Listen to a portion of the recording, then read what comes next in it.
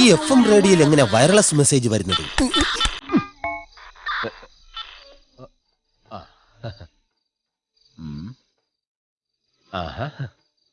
ഇപ്പൊ ശരിയായി. 12 മണിക്ക് മുമ്പ് ഇവരൊക്കെ ഉറങ്ങിയോ? റാണി റാണി, ഞാനോ പറയുന്ന കഥ തുറക്കാൻ. അയ്യോ, എന്റെ രാജേട്ടന്റെ ശബ്ദം പോലെ തന്നെയുണ്ട്. അതെയോ? നോക്കി അനിയ, അതെന്റെ രാജേട്ടനാ. എനിക്ക് ആകെ കൂടെ ഉള്ളൊരു ഭർത്താവാ. ആ പാവത്തിനും കൂടി ഇതിനകത്ത് പിടിച്ചിട്ടല്ലേ. ഞാൻ എങ്ങനെയെങ്കിലും പറഞ്ഞു വിടാം. ഇവിടെ ഉള്ളവരൊക്കെ ചത്തോ? എടി, കഥ തുറക്കാൻ. റാണി ഒന്നും അറിയുന്നേ. അതെ സാറേ, സാറേ, നിങ്ങൾ ഈ വരുന്നവരെ മുഴുവൻ ഇവിടെ പൂട്ടിയിട്ട എല്ലാവർക്കും കൂടി കിടന്നുറങ്ങാൻ സ്ഥലമില്ല.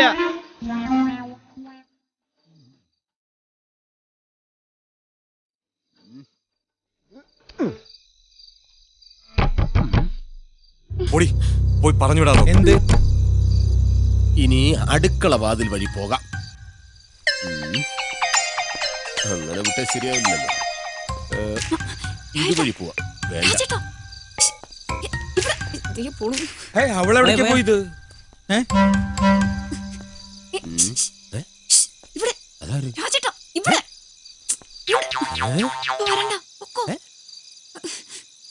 എന്തോടി വിളിച്ച് വിളിച്ച് തൊണ്ടയിലെ വെള്ളം വറ്റി. ഇനി തൊണ്ട കുഴിച്ചേ പറ്റൂ. നീ ഇത്രയും നേരം എവിടെ പോയി കിടക്കായിരുന്നടി? ഇറങ്ങി വാ, വീട്ടിൽ പോവാ. ശരിയാവില്ല. എന്തടി ഇവിടെ എന്തോ നടന്ന് കൈക്രിയ കാണിക്കുന്നേ? രാത്രി ടാറ്റ കാണിച്ച് കളിക്കുന്നേ? പുറകില് ഈ കിളവനും അവൾക്കുമായിട്ട് എന്താ പരിപാടി? വീട്ടിലേക്ക് പോവാ. ഓ, കള്ളക്കളവാ, ഞാൻ കാണിച്ചു തരാം. എങ്ങനെ പറഞ്ഞു മനസ്സിലാക്കും ഞാൻ? ഇതിൽ കൂടുതൽ ഇനി എന്തോന്നും മനസ്സിലാക്കാനടി. വീട്ടു ജോലി ചെയ്തതിന്റെ ശമ്പള കുടിശ്ശിക വാങ്ങാനെന്ന് പറഞ്ഞ് ഇറങ്ങിയപ്പോഴേ എനിക്ക് ഡൗട്ട് അടിച്ചതാ. പക്ഷെ ഇത്രയും ഞാൻ പ്രതീക്ഷിച്ചില്ല. നിനക്ക് എന്താ രാജ, തലയ്ക്ക് സുഖല്ലേ? അത് തന്നെ കളവാ എനിക്കും ചോദിക്കാനുള്ളത്. ഒന്നുമല്ലെങ്കിൽ തന്റെ പ്രായത്തെ കുറിച്ചെങ്കിലും തനിക്കൊരു ബോധം വേണ്ടോ? ഇതിനകത്ത് നടക്കുന്നത് എന്താണെന്ന് നിനക്കറിയില്ലല്ലോ. ഇതിനപ്പുറം ഇനി എന്തോന്ന് നടക്കാൻ? ഞങ്ങള് രണ്ടുപേരും ഒരു കുരുക്കി പെട്ടെടുക്കുക. ഈശ്വര, ഇത് ഏത് ജന്മം? കുരുക്കിലും പെട്ടോ? എനിക്കെല്ലാം മനസ്സിലാകുന്നുണ്ട്. എടി, അവന് കാര്യം മനസ്സിലാവുന്നുണ്ട്. രാജേന്ദ്ര, അങ്ങനെയാണെങ്കിൽ നീ പുറത്തുള്ളവരോടൊക്കെ പറഞ്ഞ് 4 ആളെ കൂട്ടാൻ നോക്ക്. ഈശ്വര, ഇതിന് ഞാൻ തന്നെ പബ്ലിസിറ്റി കൊടുക്കണോടോ? എന്റെ ഭൂമിയിലെ ഒരു ഭർത്താവിനും ഇങ്ങനെ ഒരു കാഴ്ച ലൈവായിട്ട് കാണാനുള്ള ഇട വരുത്തരുതേ. 2 എണ്ണത്തിനെ ഇന്ന് ഞാൻ കൊല്ലും. എന്തിനാ കൊല്ലണേന്ന്? തുറക്കടോ കഥകൾ. എടി, ദേ വരുന്നുണ്ട്, അവൻ വരുന്നുണ്ട്.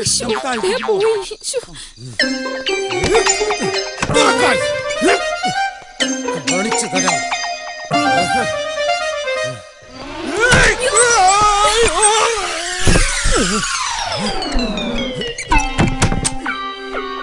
സുന്ദരിയായ എന്റെ ഭാര്യയെ വേലക്കാരിയായിട്ട് കാണാതെ സ്വന്തം സഹോദരിയായിട്ട് കാണാന്ന് താൻ എന്റെ കയ്യിലടിച്ച് സത്യം ചെയ്തല്ലോ. എന്റെ രാജേന്ദ്ര, നീ എന്നെ തെറ്റിദ്ധരിച്ചിരിക്കുക. താനൊന്നും പറയണ്ട. സൂചി കയറ്റുന്നിടത്ത് തൂമ്പ കയറ്റുന്ന മോനാ.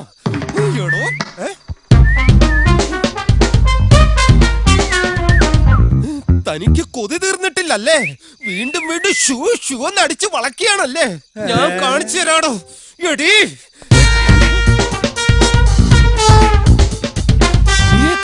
കോംപ്ലക്സിൽ ഉണ്ടായിരുന്നോമാര്?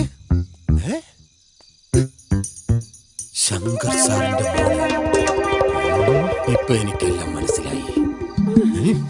ഈ കിഴങ്ങനോട് 1000 പ്രാവശ്യം ഞാൻ പറഞ്ഞതാ, കേറല്ലേ കേറല്ലേടാ. അത് ഇപ്പൊ നിനക്ക് ബോധ്യായില്ലടേ രാജേന്ദ്ര. അത് ശരി. അപ്പൊ ഇതായിരുന്നല്ലേ നിന്റെയൊക്കെ പരിപാടി? മാറി നിക്കടി. Duty is first. ആദ്യം ഞാൻ ഈ വിവരം ഡിപ്പാർട്ട്മെന്റിനെ അറിയിക്കും. ഇപ്പൊ തന്നെ വിളിച്ചു പറഞ്ഞ് നിന്നെയൊക്കെ അഴി എണ്ണീക്കോടാ.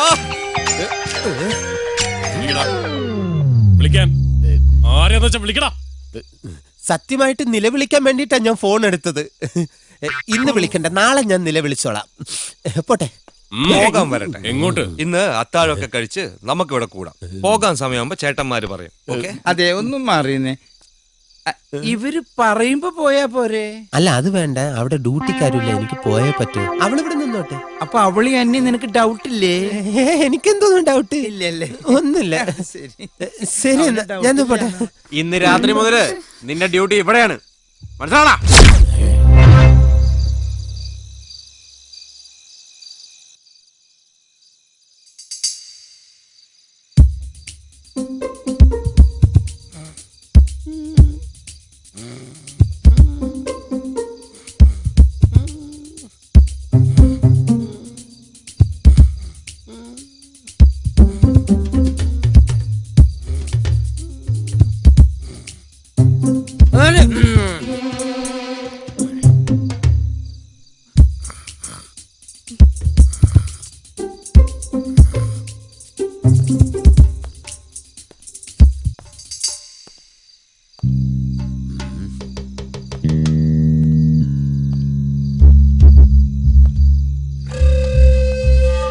എന്തെങ്കിലും ഒരു ഐഡിയ പറ രാജേന്ദ്ര.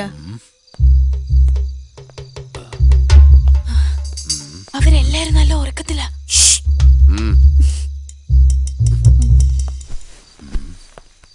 നീ കൊറേ നേരായല്ലോ നടക്കാൻ തുടങ്ങിയിട്ട്. എന്തെങ്കിലും ഐഡിയ കിട്ടിയ? എന്തോന്ന് ഐഡിയ?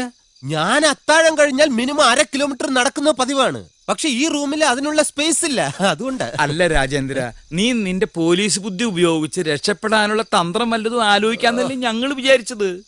പാതിരാത്രി 12:30 മണിക്കാണ് തന്ത്രം. ഒരു 8-8:30 മണിക്ക് മുമ്പായിരുന്നെങ്കിൽ ആവശ്യം പോലെ തന്ത്രം ഞാൻ തന്നേനെ. ഇപ്പൊ തന്ത്രം മനയുന്ന ഞരമ്പുകളെല്ലാം ഉറങ്ങിക്കാണും.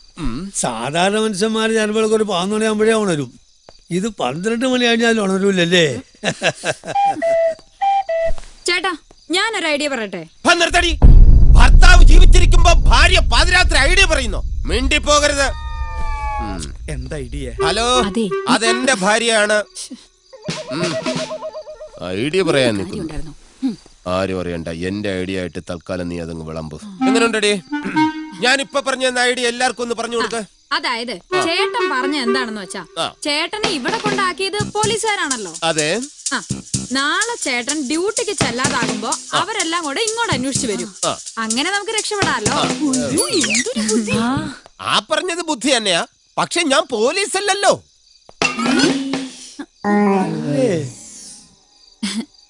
ആയിരുന്നു. അപ്പൊ നീ പോലീസ് അല്ല അല്ലേ? അല്ല, ഞാൻ വെറും ഹോം ഗാർഡ്. നട്ടുച്ച വെയിലത്ത് റോഡിൽ ബ്ലോക്ക് ഉണ്ടാക്കാൻ വിധിക്കപ്പെട്ട വെറും ഹോം ഗാർഡ്. ഡെയിലി 175 രൂപ സാലറി. ഞാൻ അവിടെ ചെന്നില്ലെങ്കിൽ ആരും എന്നെ തിരക്കേയില്ല. പോടാ. നേരം വെളുക്കുന്നതിന് മുമ്പ് എന്തെങ്കിലും ഒരു ഐഡിയ കണ്ടുപിടിച്ച് നമുക്ക് രക്ഷപ്പെടാൻ നോക്കാം. ദേവസിച്ചായ, എനിക്കൊരു ഐഡിയ. എന്താ? എന്താ? കക്കൂസ് എവിടെയാ? എന്തിനാ? നമുക്ക് എല്ലാവർക്കും കൂടെ കക്കൂസിലോട്ട് പോകാം. പോടാ. അതിനല്ലാന്ന്, പിന്നെ രക്ഷപ്പെടാനുള്ള മാർഗം അവിടെ ഉണ്ടെന്നേ. ഇതൊക്കെ ശരിയാവോ? ശരിയാകുന്നു. ഇതുപോലത്തെ ഭിത്തി ഇടിച്ച് തുറന്നിട്ടല്ലേ രാത്രി പല പല വീടുകളിൽ ഞാൻ കയറിയിട്ടുള്ളത്. എന്താ പറഞ്ഞ? ഞാനൊന്നും പറഞ്ഞില്ല, ഇതിങ്ങ് തന്നെ. അതെ, ഇത് വച്ചിട്ട് ഞാൻ ഒരു ഇടി ഇങ്ങനെ ഇടിക്കും. അപ്പോ ആ ടൈമിങ്ങിന് തന്നെ നിങ്ങൾ ചുമച്ചിരിക്കണം. ദാ ഇതുപോലെ. അതെന്തിനാ? അതെ, ഇടിക്കുന്ന ശബ്ദം പുറത്ത് കേൾക്കാതിരിക്കാനാണ് അവിടെ ചുമക്കുന്ന ശബ്ദം കൊടുക്കുന്നത്. അതിന് തന്നെ. അവരുണർന്നാൽ വന്ന് പറയാ എന്റെ ഭാര്യ അവിടെ നിർത്തിയിട്ടുണ്ട്.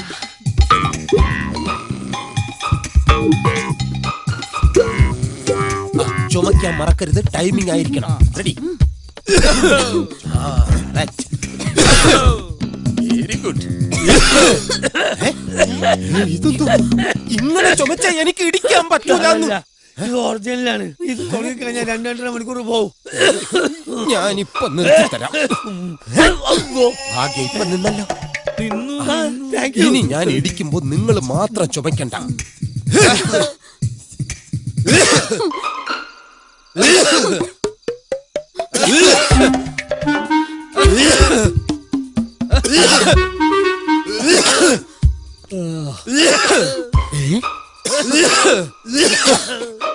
രക്ഷപ്പെടാനുള്ള പുറപ്പാട്.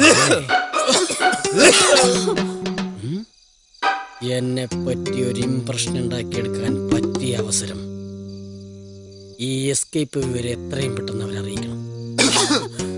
കാണിച്ചു തരാട്ടാ.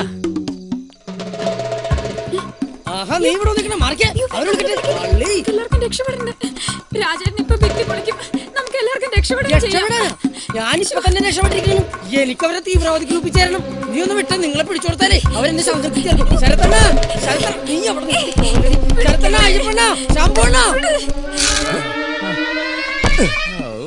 ഹോ, രക്ഷപ്പെട്ടു. ആദ്യം ഞാൻ രക്ഷപ്പെടും, എന്നിട്ട് നിങ്ങൾ ഓരോരുത്തരെയായിട്ട് ഞാൻ രക്ഷപ്പെടുത്തും. എന്നെ തള്ളി പുറത്താക്ക്. ഉത്സാഹിച്ച് തള്ളു. എവിടെയോ കയറി ഉടക്കി തള്ളി അങ്ങോട്ടേക്ക്. ഇവൻ രക്ഷപ്പെട്ടു കഴിഞ്ഞാൽ പിന്നെ ഞാൻ രക്ഷപ്പെടും. പിന്നെ എന്റെ ഭാര്യ അമ്മണി, പിന്നെ എന്റെ മക്കള്. അത് കഴിഞ്ഞിട്ട് നീയുള്ളൂ. തർക്കിക്കല്ലേ, എന്റെ പകുതി അകത്താണ്. ബാക്കിയോടെ തള്ളി പുറത്തിട്. അങ്ങോട്ട് പോട്ടെ. ഇപ്പൊ ഞാൻ പറഞ്ഞ വിശ്വാസമില്ലേ? അങ്ങനെ തള്ളടി. എന്താ ജയ? നോക്കിക്ക. ഏകദേശം പുറത്തു വന്നതായിരുന്നു. നിങ്ങൾക്ക് എന്താ മിണ്ടാട്ടം? ഞങ്ങള് സമ്മതിക്കില്ല. ആ കിഡ്നാപ്പേർക്ക് ഞങ്ങള് വാക്ക് കൊടുത്തതാ. നിങ്ങളെല്ലാം ഇവൻ രക്ഷപ്പെട്ടാൽ നമ്മൾ രക്ഷപ്പെടുത്തുന്നു. ഒഴിഞ്ഞു മാറുക. അതെ, ഞാൻ പിടിച്ചു വലിച്ച് എനിക്ക് വയ്യാണ്ടായി. ഇനി നിങ്ങൾ പിടിച്ചു വലിക്കുക. അല്ലോ, താഴോട്ട് പോണ്. അങ്ങനെ ആക്കരുതെന്ന്. പിടി, ഇങ്ങോട്ട് തള്ളു. ഇപ്പൊ ചൂളം കുത്തിയത് നിനക്ക് മനസ്സിലായില്ലേ? ശരിക്കും എല്ലാരും കൂടെ ഒന്ന് ഉത്സാഹിക്കും. പിടിച്ച് വലിക്കാതെ മൊത്തം തള്ളി പുറത്തിട്. ഇത് ആരിട്ട് വലിക്കുന്നത്? അവരൊന്നും വരൂല. അവരൊക്കെ ഉറക്കമായിരിക്കും. നിങ്ങൾ എന്നെ തള്ളി പുറത്തിട്. ഇതെങ്ങോട്ട് കൊണ്ടുപോണ്? പിടിച്ച് വലിച്ച് ഞാൻ രക്ഷപ്പെടില്ലായിരുന്നു.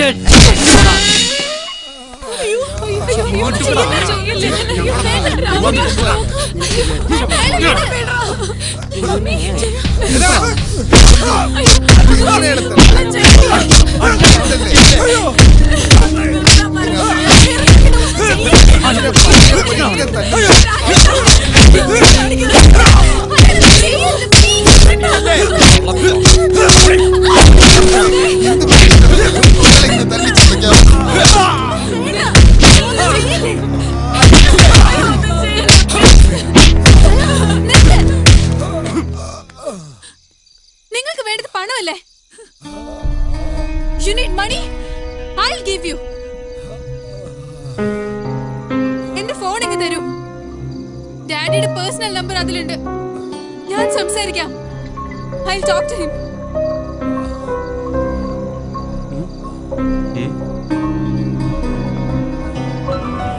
സർ, ശ്രേയാണ്. ഡാഡി, ഇത് ഞാനാ. മതി. മോളെ ശ്രേയ, മോളെ പറ, മോളെ എവിടുന്നാ വിളിക്കുന്നത്? ജയശങ്കർ, പോലീസിനേക്കാൾ വേഗത്തിൽ നീ ഞങ്ങളെ തേടിയെത്തുന്നറിയാം. ആരാ നീ? എന്താ നിന്റെ ഉദ്ദേശം? തിരക്ക് കൂട്ടില്ലേ? ആരാണെന്നും എന്താണെന്നൊക്കെ പറയാം. നിന്റെ മകളെ നിനക്ക് ജീവനോടെ വേണമെങ്കിൽ 4 കോടി രൂപയുമായി നീ വാ. അതുവരെ നിന്റെ മകൾ സുരക്ഷിതയായിരിക്കും. ഹലോ ഹലോ, സ്റ്റീഫ, കമ്മീഷണറിലേക്ക്. കമ്മീഷണർ ലൈനിലുണ്ട്. മിസ്റ്റർ വർമ്മ. ജയശങ്കർ, നിങ്ങൾ കാശ് കൊടുക്കരുത്. അങ്ങനെ പറഞ്ഞാൽ പറ്റില്ല. വിത്തിൻ 24 hours നമ്മൾ അവരെ അറസ്റ്റ് ചെയ്തിരിക്കും. ഞാനിപ്പോ അവരോട് സംസാരിച്ചതേ ഉള്ളൂ. Please understand me. എന്റെ മോളെ കിട്ടിയിരിക്കണം.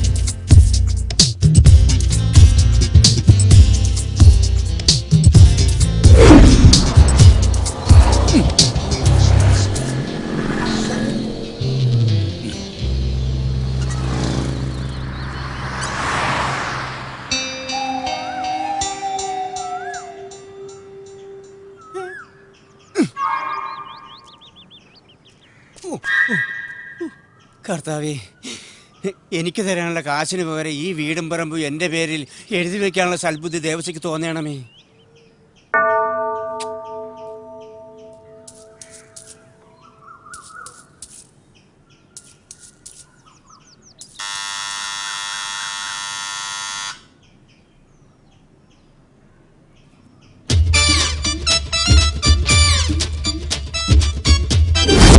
ആരാണ് പോയി നോക്കണം? അതെ, ഇവിടെ വരുന്നവർക്കൊക്കെ ഫുഡ് ആൻഡ് അക്കോമഡേഷൻ ഓക്കെ ആണോ? എന്താന്ന്? ഭക്ഷണം താമസ സൗകര്യം ഉണ്ടോന്ന്? ഇല്ലെങ്കിൽ താൻ കൊടുക്കോ? എന്നാ പോയി തുറന്നോ. ആ. ചെല്ല്.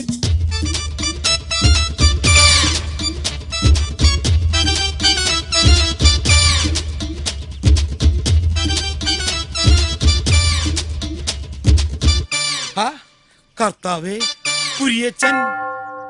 കുര്യാക്കോസ് ആരേ കുര്യാക്കോസ്? പലിശക്കാരനാ. ഞാൻ അയാളുടെ കയ്യിൽ നിന്ന് കുറെ കാശ് കടം വാങ്ങി അതിന്റെ പലിശ വാങ്ങിക്കാൻ വന്നിരിക്കുക. അയാളെ പറഞ്ഞു വിട്. എങ്ങനെയാണ് അയാൾ പറഞ്ഞു വിടൂ?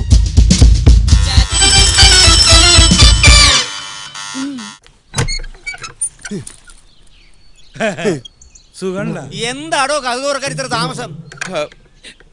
കുര്യച്ച, പൈസ ഞാൻ നാളെ ഉച്ചയ്ക്ക് വീട്ടിലേക്ക് എത്തിക്കാം. ഇപ്പൊ താൻ പോയിക്കോ. കയ്യെ പിടിച്ച് സൂചിപ്പിക്കണ്ട. കാര്യം താനൊരു ദരിദ്രവാസിയാണെങ്കിലും ഓടോ, തമാശയുടെ ഓടോ. കാര്യത്തിൽ താൻ ഓടോ, സമ്പന്നൻ. സത്യം പറഞ്ഞ ഞാൻ പലിശ വാങ്ങാൻ വന്നതല്ല. അപ്പൊ നിനക്ക് ഞാൻ പറഞ്ഞത് മനസ്സിലായില്ല അല്ലേ? മനസ്സിലായില്ല. താൻ എന്നെ പറ്റിക്കാൻ നോക്കണ്ട. തരാനുള്ള 12 ലക്ഷം പലിശ ഉൾപ്പെടെ 13,16,155 രൂപ എനിക്ക് ഇപ്പൊ കിട്ടണം. മോനെ, എന്റെ ദേവസി വാതിലിന് അപ്പുറം ഇപ്പുറം നിന്ന് പണമിടപാടിനെ കുറിച്ച് സംസാരിക്കുന്നത് ശരിയാണ്. നമുക്ക് അകത്തിരുന്ന് സംസാരിക്കാം. എന്റെ പൊന്നു കുര്യച്ച, നീ ഇപ്പൊ പോ. ഇവിടെ നിന്ന പ്രശ്ന. എങ്കിൽ പിന്നെ അകത്തിരുന്ന് പ്രശ്നം ഉണ്ടാക്കാം. ഞാൻ എന്താ ചെയ്യാ? ഞാൻ പറയുന്നത് കേക്ക് കുര്യച്ച. ഇപ്പൊ നീ പോകാം, പക്ഷെ ക്യാഷിന്റെ കാര്യത്തിൽ ഒരു വ്യവസ്ഥയാക്കാതെ പോകുന്ന പ്രശ്നമില്ല. ഒരു